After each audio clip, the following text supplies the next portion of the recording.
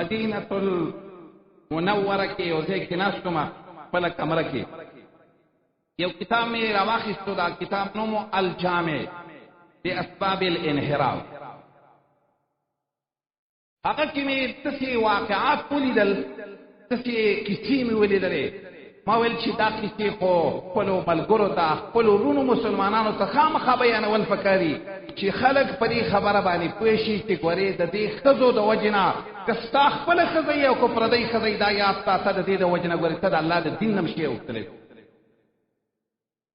یو عالم دی ناشنا عالم دی عمران ابن القحطان عالم دی عالم د شکاروں کو دا سنی عالمو اهل سنة والجماعة د دې خلق سره تعلق ډیر عابدو ډیر پرهیزګارو د الله نه ډیر یې روا دا خدای چې ونه دا خارجي وا د دې د خوارجو عقیده وا د دې خدای ته ویل ما سره نکاح وکړه صحیح ویل نکاح سره کومه خو زه خلکو ته ویلې تا ته پته نه چې دا ښځه خارجیه ده دې سره نکاح مه کوه دې سړي ویلې عمران ته ښه عابد سړی و دا چې ما په نکاح کې راوستلی ویل دا به زه خپل صحیح دین ته راواړو څه وخت چې تېرېدو په لږ وخت کې تېرېدلو باندې په لږ وخت تېرېدلو باندې طریقه دې خبرې ته راورسېده اخیر خبره دې ته راورسېده دغه عمران چې سره د لوی عبادت او د لوی علم نه د ده نم خارجي جوړ شو علامہ ابن جوزی رحمہ اللہ دے فرمائی فل کتاب المنتظم نومی کتاب دے داغا دیوی منگا روم تا دا جہاد دا پار روانو او دری کشتی را نقل کون کے عبدتو ابن عبدالرحیم نومی عالم دے شام تا روم تا دا جہاد دا پار روانو زمانگ سر یو قاری سیب راتو یو عالم سیب راتو دا عالم دا قاری سیب دا دی عالم او دا قاری پشانتا عابد وی دا عبدتا وی دا وی ما نولی دلے عجیبہ سڑے دسیو پا سفر کے با طول او رز رو جاو او دا شپی بے طول شپا دا قرآن تلاوت کاو وی منگا چکل روانو یو زی یو قلات ورسیدو ملګری یو طرف ته کېناستل دا قاری او عالم چې و د قلا یو طرف ته دا او د سپاتې دپاره واوښتو ناسته پې د دې قلا د پاسه په یوې جینۍ د ښځه باندې نظر ولګېد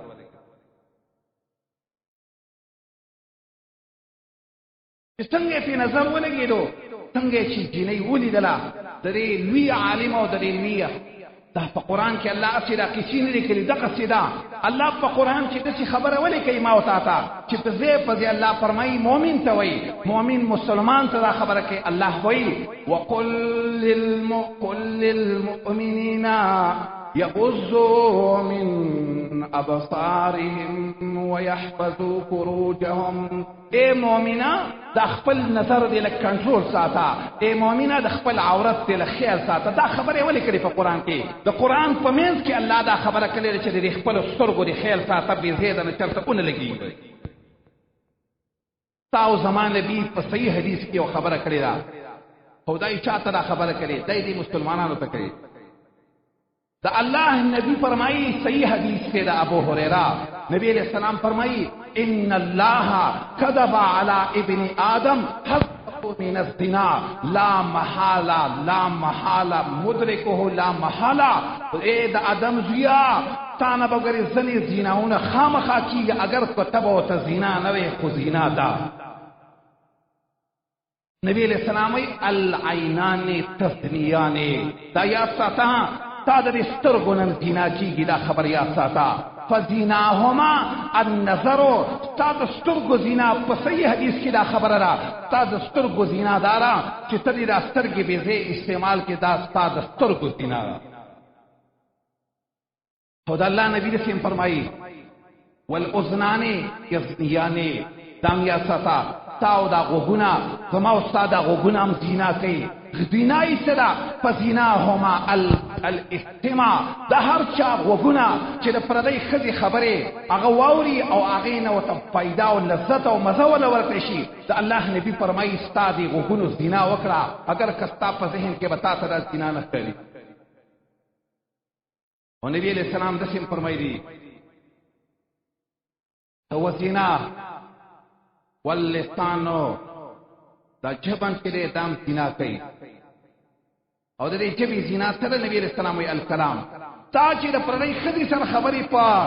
حرف ته باندې کېږي دې خبرې ته یاد ساته ستا نبي او زمان دا ستا د جبې زنا ده. او د الله نبی فرمایي دا لاسم زنا کوي، د لاسو زنا سره البت شو. نبی صلی الله علیه وسلم فرمایي ستا او زما خپین زنا کوي، د خپو زنا دې سره الخطا داسې ځای ته هغه د ګناه ځای ته ستا قدم چټول دا ستا د خپو ګناه ده. او نبی علیہ السلام فرمایي والفرج یصدق ذلك ويكذبه، دا خبر یا ساته دا زناونه ستا په غټه ګناه کې هم شي واقع کولی کېدی شي. داسې زنا ته دې ورسئ چې د هغې د وجې نه ستا نه ایمان چوت شي د هغې په وجه.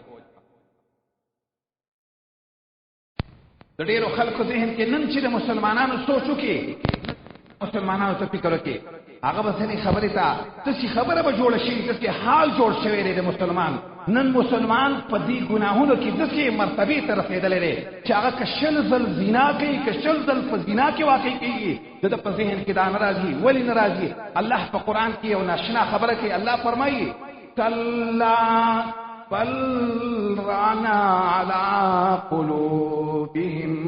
ما كانوا يكسبون. الله وی د ځینې انسانانو دې ګناهونو داسې مرتبې ته د انسان رسولی دی، په دې زړه باندې وله زنګ والی دی، په دې زړه باندې وله مهر والی دی. د دې د وجې نه دا انسان دې ګناه نه پېژني چې ګنې زه په ګناه کې واقع شوی. دا عبده ابن عبدالرحیم وی زمونږ سره چې دا قاري راسو دا عالم دې ښځې ته چې وکتل د لاندې نه ورته قاري عالم وی کیف الوصول الیک، زه به ستا ته څنګه ورسېږم. هغه ښځه ورته د هغسې نه وی ما ته سوا د نصرانیت نه په بله څه طریقه نه رارسېږي، ته به نصراني کېږي ما ته به را رسېږي، بله طریقه د را رسېدلو نشته. اول به زما دین النصرانیت قبلې، بیا به زما خوا ته زما راور. هغه وایي چې بس دا خبره یاد ساته،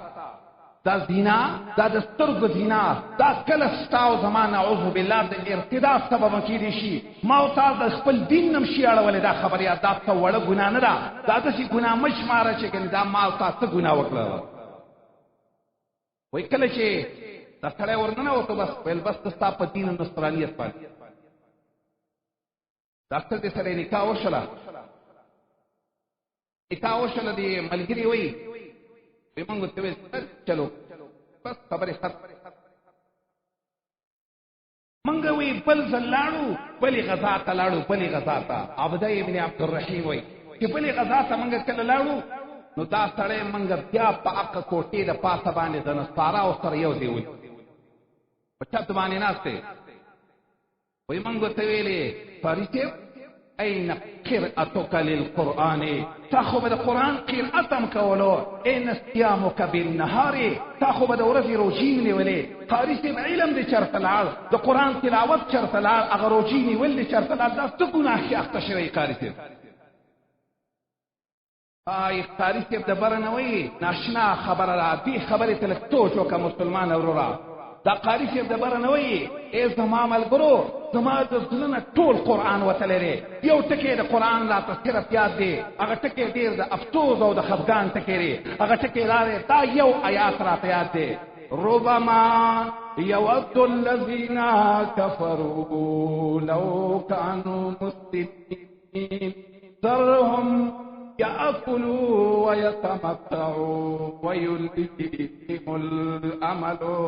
فسوف یعلمون. د دې آیات معنا د سره چې د قیامت پر ورځ راشي، قاري صاحب به د قیامت پر ورځ ډېر ارمانونه وکړي چې ارمان دی دین الاسلام مې ولې پرېښود او د څه ګناه د وجې نه په دین الاسلام نه واوښتلم. تا ته به ذهن کې داسې ښکارېږي دا یاد ساته، دې خبرې ته سوچ وکړه. او دا یو تنه په تاریخ کې علامہ قرطبی رحمه الله یو ناشنا کوي دا کتاب التذکرہ فی احوال الموتى و امور الاخره دیوی یو مؤذنو اذان وکاو قرآن تلاوت بیم کاو ہمیشہ دا پاربے دا قرآن تلاوت کاو اذان بے پٹھیم بانے کاو تشبیح چا تحجد دا بے ماتان کاو دا ورزی تینجا تیما اذان بیم کاولو ہمیشہ دا پاربا مناری تخطلو او فو منار بانے بے تینجا تیما دا تکیوا چی اللہ اکبر دا دی مؤذن نا یوزل دا غلطی وشلا چی دے مناری تا اخوتا ولان دے مناری دلان دے دا یو رومی کافر نصرانی وقت دا لوری پا نظر بان ولک اللہ کے قرآن کی ماو تا تکم خبر کئی اللہ پا قرآن کی شکل دا حکم ذکر کئی کہ دے خپل نظر دے لخیال و ساتا مومنہ بی اللہ فرمائی ذالک اسکا لکم ویا ساتا ایمان بری پاک پاچی عمل بری پاک پاچی پسی دین بانی بروان شی او بی اللہ فرمائی زپوئی گا مطلبوئی گا پا خبرہ ذکرتو ایم چلے دے خپل سترگو دے لخیال و ساتا کل دی رومی دا دینی دا رومی کافر نصرانی لوری ولی دلا دوارا سے دروازے تا اذانے اونکو دا خطرہ کچھو دروازے و توٹا کولا نصرانی و توی دا خطر دا جنی و توی سکے اگوی زما زلوی وڑو تانا کما پکے سنت کی ریگی اگو توی تما تا نشیرہ رسے دلے تو خود تیناتارا بدکارا نیم دا سرے و توی زر سر نکاح کوما وی زما سر تنکاح سنگا کے تمسلمانی و زنسرانی ما دے و توی اتا نستر و نعوذ باللہ زب نصرانی شما خوش سرا سکرتا نکاح ہوتا ناشنا خبر دشیرہ کہ دا خبر یاستا تا دنیا مقصد